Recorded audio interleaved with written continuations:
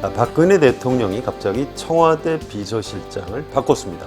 허태열 실장을 교체하고 김기춘 비서실장을 새로 임명했습니다. 김기춘 실장은 정수장학회 장학생 1기 출신입니다. 법무부 검사 시절에 유신헌법의 기초를 만들었습니다. 중앙정보부 대공수사국장을 지냈고 박정희 대통령 말년에는 청와대 법률비서관을 지냈습니다. 전두환 노태우 정권에서도 승승장구해서 검찰총장, 법무부 장관을 지냈습니다. 1992년 대통령 선거 직전에는 김영삼 후보를 당선시키기 위해 부산 지역 기관장들을 불러 모아 지역 감정을 일으켜야 한다고 노골적으로 주문했습니다. 이른바 초원 복국집 사건입니다. 도대체 어떻게 된 일일까요? 박근혜 대통령은 왜 이런 인물을 비서실장에 임명한 것일까요? 또 정무수석에 정치 경험이 전혀 없는 외교관을 임명한 것은 무슨 의미일까요? 오늘은 청와대 인사와 그 파장을 짚어보도록 하겠습니다. 네, 석진환 기자 나오셨습니다. 안녕하세요. 네, 안녕하세요. 예, 먼저 이번 인사 내용을 간단히 좀 소개를 해주실까요? 네, 일단 저희들이 예상했던 것보다 굉장히 인사폭이 컸습니다. 그렇죠. 예, 공석인 정무수석 정도를 새로 임명하지 않을까 생각을 했었는데요. 비서실장을 포함해서 청와대 수석비서관 9명, 그러니까 전부합해 10명이죠. 10명 중에 5명을 새로 임명했습니다. 과반을 교체한 거군요. 네, 그렇습니다. 네. 허태열 비서실장이 김기춘 비서실장으로 교체가 됐고요. 공석인 정무수석에는 외교관 출신인 박준우 씨가 임명이 됐습니다. 곽상도 민정수석 대신에 홍경식 민정수석이 새로 임명이 됐고요. 홍경식 민정수석은 검사장을 지내고 법무연수원장까지 지낸 검찰 고위간부 출신입니다. 최순웅 미래전략수석 대신에 전 하나나텔레콤 대표이사를 지낸 윤창번 씨, 이분은 인수위 전문위원을 지냈었습니다. 네. 그리고 최성재 고용복지수석 대신에 보건복지부 차관 출신인 최원영 수석이 새로 임명됐습니다. 그렇군요.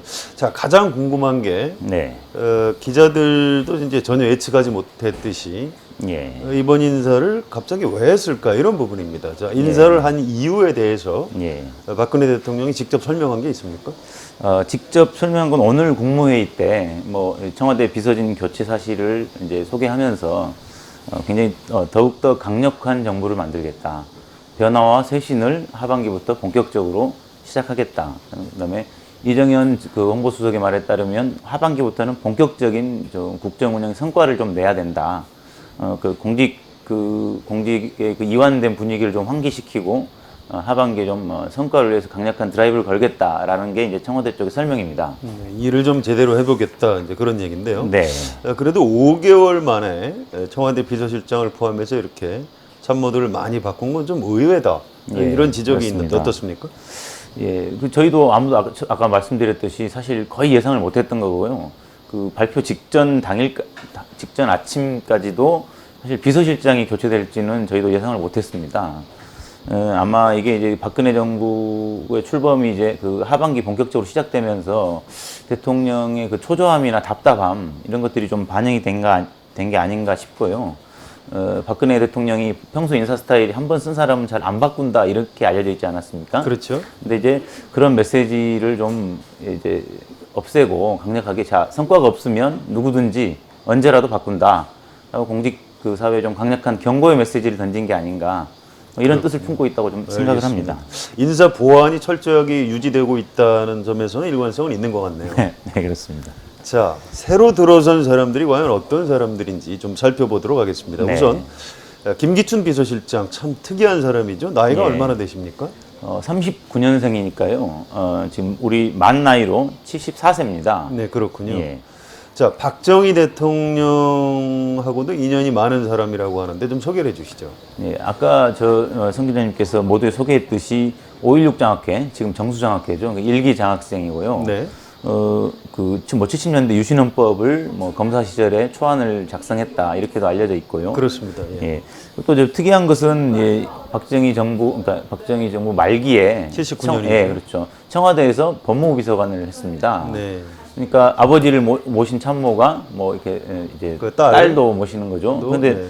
좀 특이한 게 사실은 이 전임 허태열 실장도 그 내무부 공무원 시절에 청와대에서 그 박정희 대통령을 보좌를 한 적이 있거든요. 네. 그래서 비서실장이 공교롭게도 다 아버지를 모신 사람들이라는 겁니다.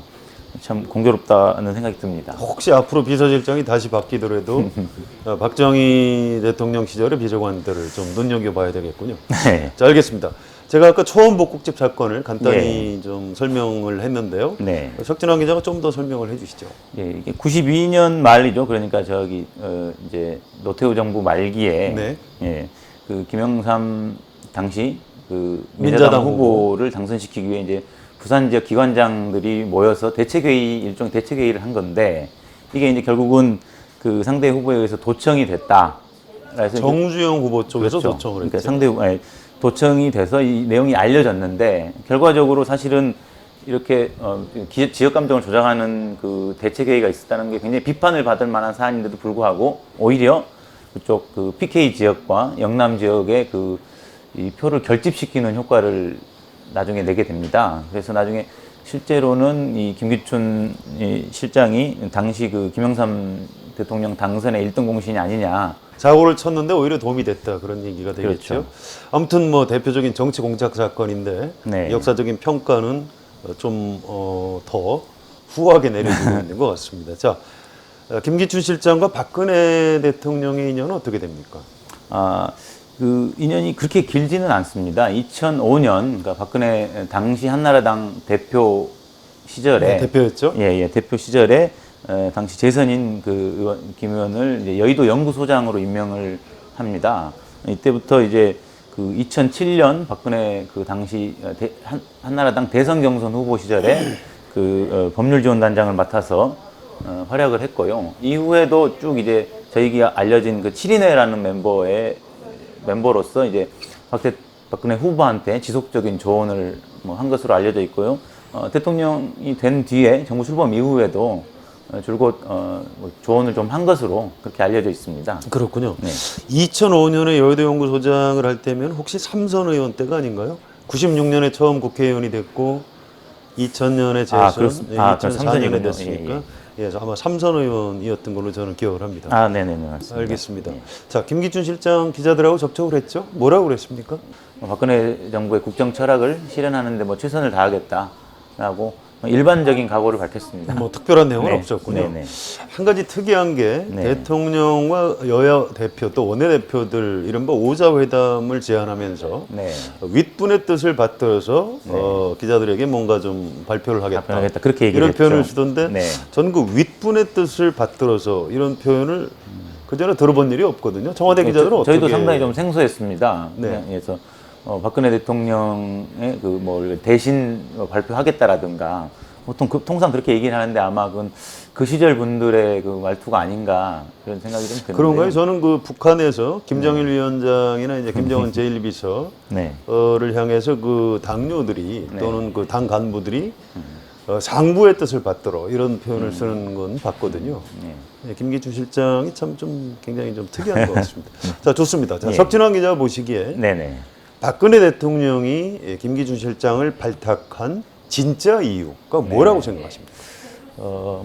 자세한 사정이야 제가 대통령이 아니니 알 수 없으나 새누리당의 한 중진 의원이 이런 얘기를 했습니다. 그러니까 김기춘 실장은 박근혜 대통령에게 보고를 어떻게 할 줄 아는 사람이다. 네. 이런 말을 한 적이 있거든요. 모실 줄 안다 그런 네, 얘기네요. 그러니까 박근혜 대통령이 무엇을 원하는지, 그다음에 박근혜 대통령이 그 보고를 받을 때 이렇게 아주 간결하게, 그다음에 원하는 대로 이렇게 이런 오랫동안 박근혜 대통령과 소통을 해오면서 그러니까 그런 뭐랄까요, 저희들 쓰는 말로 혀에 감긴다고 할까요? 이렇게 그런 참모진이 좀 필요했던 것 같고 좀 답답함을 풀어주고 더군다나 이제 김기춘 실장이 공안검사 출신 아닙니까? 그렇죠. 그러니까 여러 분야 두루 경험도 많고 국회도 경험을 했고 그래서 그런 경험들을 좀 활용하여 이렇게 좀 뭔가 강력한 좀 드라이브를 걸고 싶지 않았나 그런 생각이 듭니다. 네, 알겠습니다.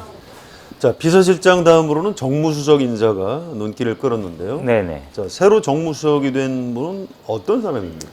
그러게 저희도 이제 이름 듣고 누구냐 전혀 도대체, 예상하지 못했죠. 더군다나 이제 프로필을 확인해 보니 외교관 출신이란 말이죠. 네. 그러니까 저희가 알기로는 한나라당에서 삼선이나 또는 재선 의원 출신의 그러니까 현직이 아닌 전직 의원들을 한 3명 정도 추천한 걸로 알고 있는데 다 퇴짜를 맞았다고 합니다. 그래서 사실은 정무수석 자리가 2달이 넘게 공석이었거든요. 근데 고르고 장고 끝에 외교관 출신 정무수석을 내놔서 저희 상당히 좀 당황스러웠습니다. 어떤 경력을 가지고 있는지 좀 소개해 주시죠. 예, 이 전문적인 30년 경력의 직업 외교관 출신입니다. 네. 그 마지막이 이제 벨기에와 EU 대사를 했었고요. 최근에는 뭐 국제교류재단 이사장의 하마평이 있었는데 정무수석으로 올지는 저희도 예상을 못했고요. 네. 대신에 저희가 이제 외교부 쪽에 출입 기자들이 확인을 해보면 의외로 또 외교부 쪽에서는 평가가 또 좋습니다. 외교관으로서의 평가는 좋다. 예, 그런 얘기겠죠. 이 정부 어떤 이 판단력이 좋고 네. 또 이 부처 내에서 상당히 소통을 할 줄 알고 대화를 할 줄 아는 사람이다. 그런 외교 쪽에서는 상당히 평가가 좋았는데 이분이 이제 정무에서 국회를 상대로 어떤 역할을 할지는 사실 좀 미지수입니다. 자, 역대 정권에서 정치 경험이 없는 외교관을 청와대 정무수석으로 임명한 사례가 있나요? 글쎄 제 기억에는 없는 것 같은데요. 자, 전문직 외교관을 정무수석에 앉힌 박근혜 대통령의 생각은 뭘까요? 정치를 혹시 외교라고 생각하는 건 아닌가요? 글쎄 외교라고 생각하는 건 아니지만 제 생각엔 뭔가 사실 정무수석이 2달이 공석이었는데 큰 문제를 느끼지 않는 것 같고요. 그리고 이 박근혜 대통령 스타일이 그러니까 비록 5선을 하긴 했지만 그 여의도 정치의 그 생리에 대해서 충분한 이해를 갖고 있는지는 사실 좀 의문입니다. 워낙 이 정치권 데뷔 이후부터 이렇게 예, 뭐 거물급이어서 그렇습니다. 예, 그래서 이게 전혀 다른 그러니까 청와대 쪽 설명도 그렇거든요. 그러니까 전혀 다른 방식의 정무수석의 정무수석이 롤을 될 한번 것이다. 실험해 보겠다고 했는데 네. 뭘 실험하겠다는 건지는 아직 명확하지 않습니다. 알겠습니다. 여당 의원들, 야당은 물론이고 여당 예. 의원들도 좀 깜짝 놀라는 것 같던데요. 네. 새누리당 의원들 반응은 어떻습니까? 새누리당 의원들도 역시 누구냐입니다. 네, 누군지 모르겠다. 예, 누구냐. 그다음에 좀 황당하다. 좀 걱정이 된다. 그리고 나서 이제 결국은 마지막에 하는 얘기는 그렇습니다. 나중에 결국은 정무수석 역할을 국회 3선 경험이 있는 김기춘 실장과 또 왕수석으로 통하는 이정현 홍보수석이 네. 실질적으로 하지 않겠느냐. 뭐 그런 분석이 나오고 있습니다. 정무수석은 심부름 정도 하겠군요, 앞으로. 모르겠죠. 그거는 뭐. 네, 알겠습니다. 네. 자, 이번 인사 결과를 놓고 보면 그 군 출신, 네. 또 법조인 인맥이 상당히 강화된 것 같은데요. 그렇습니다. 예. 자, 현 정권에서 지금 요직을 차지하고 있는 군 출신 그리고 법조인들이 어떤 예. 사람들인지 좀 정리해 주시겠습니까? 예, 뭐 군 출신들은 사실 뭐 이번 인사 대상은 아니었지만 전체적으로 이제 만들어진 참모진 진영을 보면 육군사관학교 출신이 이 안보 라인의 핵심을 장악하고 있습니다. 예, 남재준 국정원장, 그다음에 김장수 청와대 안보실장, 네. 그다음에 김관진 국방부 장관이 전부 육군 사관학교 출신이거든요. 남재준 뭐 원장이나 김장수 실장 다 육군 참모총장을 지냈었고요. 그리고 이 법조인 출신도 보면 지금 김기춘 실장, 그다음에 이번에 새로 임명된 홍경식 민정수석, 그다음에 황교안 법무장관 모두 다 법조인 출신의 검사 출신인데다가 총리 지금 현재 국무총리가 법조인이죠. 총리도 법조인이죠. 그런데 제가 말씀드리고 싶은 건 총리를 제외한 김기춘, 홍경식, 황교안이 모두 다 공안검사 출신이라는 공안검사 점입니다. 출신들이다. 예, 저는 이 부분을 좀 눈여겨봐야 된다고 생각을 합니다. 왜 그렇습니까? 이제 이 공안검사 출신의 이 그동안의 공안검사 출신의 정치인들이나 그다음에 이 뭐 고위 관료가 간 이후에 그 정부 현안에 대응하는 성격을 보면 굉장히 강경하고 원칙적이고 뭐 저희들 쓰는 말로 굉장히 수구 보수적인 측면이 있거든요. 그래서 박근혜 대통령이 그런 가치관을 가진 사람들을 좋아하시는 건가요? 그래서 아마 이분들이 이제 주로 뭐 법 질서를 강조하고 원칙을 중요시 내세우고 이렇게 해서 좋아하는 것 같은데 사실은 제 생각은 좀 다릅니다. 이 공안검사 출신이라든가 군인들도 마찬가지고요. 상명하복의 그 질서에 굉장히 익숙해져 있는 사람이고, 네. 뭐 그래서 뭐 보고 체계라든가 이런 부분에 대해서도 굉장히 명확하게 지키는 사람들이고 저는 오히려 그런 스타일을 좋아하는 게 아닌가 개인적으로 그런 생각을 해봅니다. 인사는 만사라는 말이 있습니다. 정치에서 인사는 모든 것이란 뜻입니다. 인사를 잘못하면 망사가 된다 이런 말도 있습니다. 저는 박근혜 대통령이 다른 것은 몰라도 인사는 잘 할 수 있을 것이라고 생각했습니다. 박근혜 대통령은 특정한 정파에 속해 있는 정치인이 아닙니다. 대통령이 되는 과정에서 크게 신세진 사람들이나 집단도 존재하지 않습니다. 그런데도 인사를 참 이상하게 하고 있습니다. 몇 가지 특징이 있습니다. 첫째, 지나치게 퇴행적입니다. 나이가 많은 사람들을 좋아하는 것 같습니다. 김기춘 실장도 흘러간 시대의 인물입니다. 그는 유신헌법을 기초했고 중앙정보부 수사국장을 지냈습니다. 지역 감정을 자극해야 한다고 정치 공작을 했다가 들통이 났습니다. 그런 사람을 청와대 비서실장에 기용하는 것을 도저히 이해할 수가 없습니다. 둘째, 군인들이나 법조인들을 너무 선호합니다. 군인과 법조인들은 장관의 명령을 받들어 이행하는데 익숙한 사람들입니다. 박근혜 대통령은 지금 여성 특유의 민주적이고 수평적인 리더십이 아니라 지시와 복종을 중시하는 수직적인 리더십을 발휘하고 있는 것 같습니다. 이런 분위기에서는 국정이나 정치가 경직될 수밖에 없습니다. 셋째, 시간이 갈수록 정치를 무시하는 것 같습니다. 박근혜 대통령이 선친에게 밥상머리 교육을 받던 시절은 유신 시대였습니다. 유신 체제에서는 정치가 통치의 수단에 불과했습니다. 박근혜 대통령은 1998년 국회의원이 된 뒤에 정치인으로서 착실하게 성장하는 과정을 거치지 못했습니다. 곧바로 지도자의 반열에 오른 것입니다.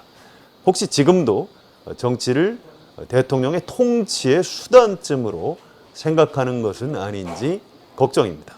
아무리 청와대지만 대통령 개인 취향으로 인사를 해서는 안 됩니다. 청와대 비서실장이나 수석은 중요한 공직입니다. 국민들이 동의할 수 있는 인물을 앉혀야 하는 것입니다. 이번 인사는 박근혜 대통령이 휴가지 모래밭에 저도의 추억이라고 쓴 지 일주일 만에 이루어졌습니다. 저도는 박근혜 대통령이 어린 시절에 아버지와 동생들과 함께 휴가를 보낸 장소입니다. 걱정입니다. 혹시 박근혜 대통령이 아버지가 아니라 아버지의 시대를 그리워하는 것은 아닐까요? 제발 아니기를 바랍니다. 주간 이슈 전망 여기서 마치겠습니다. 지금까지 석진환 기자가 도움 말씀을 주셨습니다. 석진환 기자 수고하셨습니다. 감사합니다. 저는 성환영이었습니다.